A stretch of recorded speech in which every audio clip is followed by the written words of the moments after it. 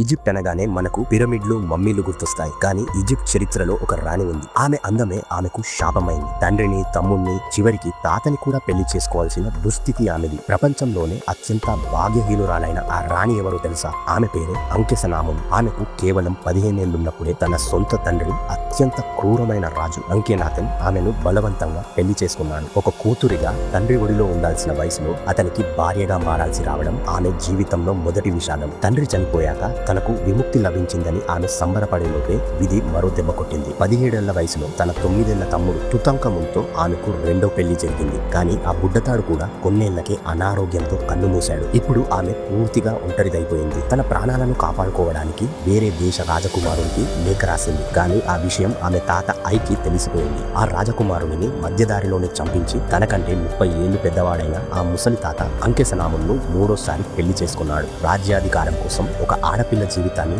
ముగ్గురు మగవారు బలిపశువుని చేశారు. అందుకే చరిత్ర ఆమెను the cursed queen of Egypt అని పిలుస్తుంది.